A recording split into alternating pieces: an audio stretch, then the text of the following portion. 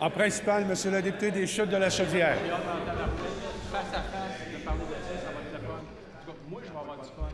Monsieur le Président, la ministre du Travail a enfin déposé hier son projet de loi sur les normes du travail. Tous les partis politiques sont d'accord pour abolir les clauses orphelins. On a tous voté en faveur d'une motion le 1er décembre dernier. Monsieur le Président, la ministre fait le travail à moitié.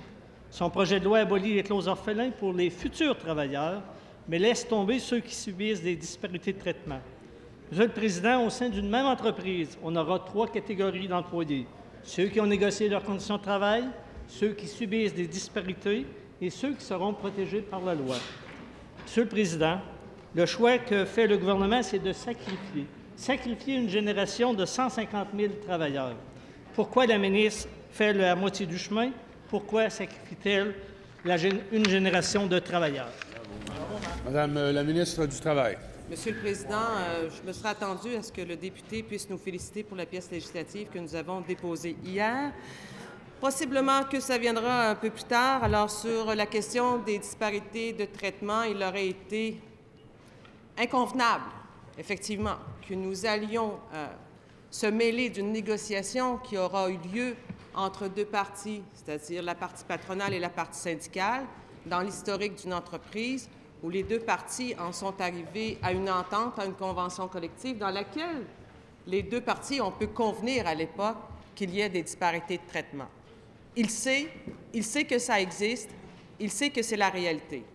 Comment aurions-nous pu, Monsieur le Président, nous, comme gouvernement, comme parlementaires, aller jouer à l'intérieur de ces conventions collectives-là qui ont déjà été négociées?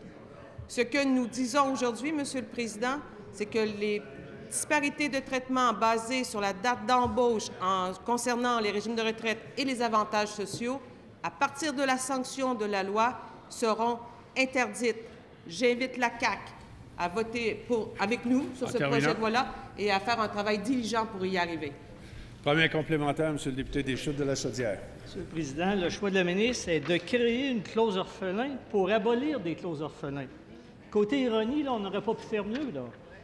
Est-ce que la ministre peut s'engager à abolir les clauses orphelins pour tous les salariés du Québec? Est-ce qu'elle peut s'engager à respecter sa promesse auprès de tous les travailleurs?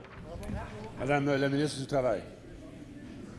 J'aimerais rappeler à cette Chambre, Monsieur le Président, que nous serons les seuls au Canada à procéder avec cette mesure de la disparition, de l'interdiction des disparités de traitement. C'est pas rien, c'est pas banal. On a beaucoup de courage, beaucoup d'audace. Maintenant, Monsieur le Président, cette notion-là, elle est bonne, elle est acceptable. On ne pouvait pas faire mieux que ce que nous faisons actuellement, que ce que nous proposons. Maintenant, le projet de loi sur la révision des normes du travail, c'est un projet de loi qui comporte un certain nombre de mesures très intéressantes.